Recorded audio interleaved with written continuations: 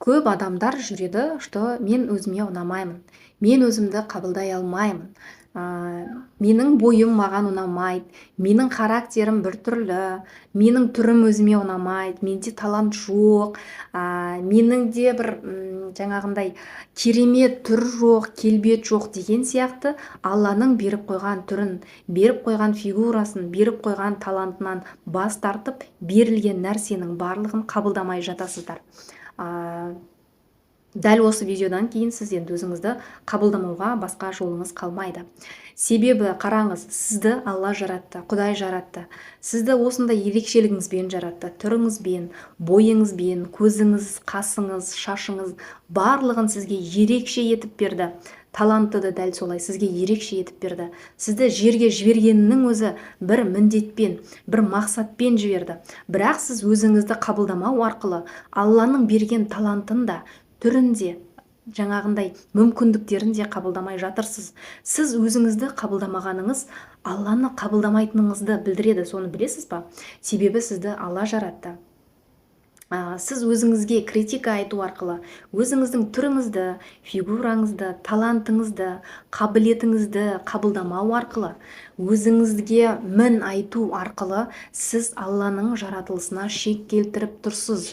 Сіз Алланың осындай ерекше қылып жаратқан затына критика айтып тұрсыз, мін тағып тұрсыз да, сен Құдай мені былай жаратқан жоқсың, мен түрімді қабылдамайым, сен жаратқан, мен сен жаратқан фигураны қабылдамайым, мен сен берген қабілетті қолданбаймын, мен сен берген талантпен дамымайым, өзімді ашпаймын, сен мені осы жерге бір мақсатпен жібердің, бірақ мен оны орындамаймын деген сияқты сіз Аллаға теріс қарап алып, оның берген барлық мүмкіндіктерін, ерекшеліктерін, бар жақсылықтарының барлығынан бас тартып тұрсыз.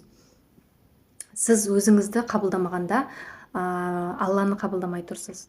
Аллаға шек келтіріп тұрсыз. Бірақ көп адамдардан сұрасаң айтады да, сен Құдайды қабылдайсың ба, Аллаға сенесің ба дегенде, олар айтады, я мен қабылдаймын, я мен сенем, потому что ол Алла, ол бізді жаратты деген сияқты. Бірақ сен өзіңді жақсы көресің ба деп сұрақ қойған кезде, олар ойланып қалады. Мен өзімді жақсы көре алмаймын, себебі менің түрім өзіме ұнамайды, менің тісім қисық, менде қабілет жоқ, иә? Өзіндегі қабілетті құнсыздандырып, өзінің құндылығын құнсыздандырып, өзінің мінезіне мін тағып, былай жасау дұрыс емес, былай жасау дұрыс емес деген сияқты өзіңізді самокритикамен, өзіңізге мін таға отырып, өзіңізді түсіріп жатырсыз.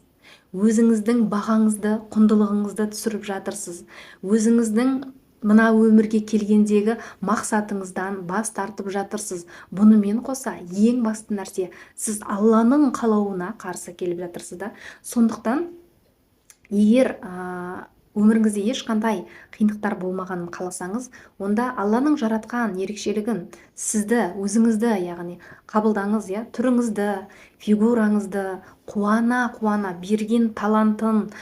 Себебі адам бір адамды да жерге жіберген жоқ талантсыз етіп, бір адамды жерге жіберген жоқ көріксіз етіп. Алланың жаратқан адамының барлығы, Алланың жаратқан пендесінің барлығы көрікті.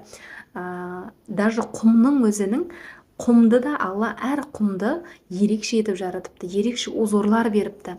Құмның алдында сіз үлкен жаратылыссыз ғой, үлкен пендесіз ғой.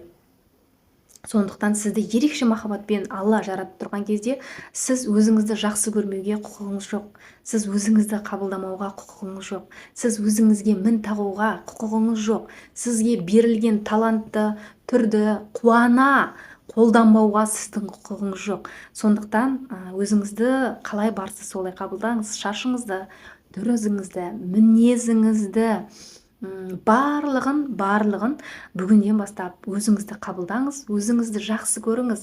Мына әлем біздің айнамыз. Қалайсыз өзіңізді қабылдап, қалайсыз өзіңіздің құндылығыңызды сезініп, өзіңіздің қадіріңізді, құндылығыңызды, бағаңызды сезіне бастаған кезде мына әлем сізді қоршаған адамдардың барлығы, айналаңыздың барлығы, отбасыңыз, балаларыңыз, күйеуіңіз, ата-енеңіз, әке-шешеңіз, коллегаңыз, көршілеріңіз, барлығы дәл солай сізді қабылдай бастайды.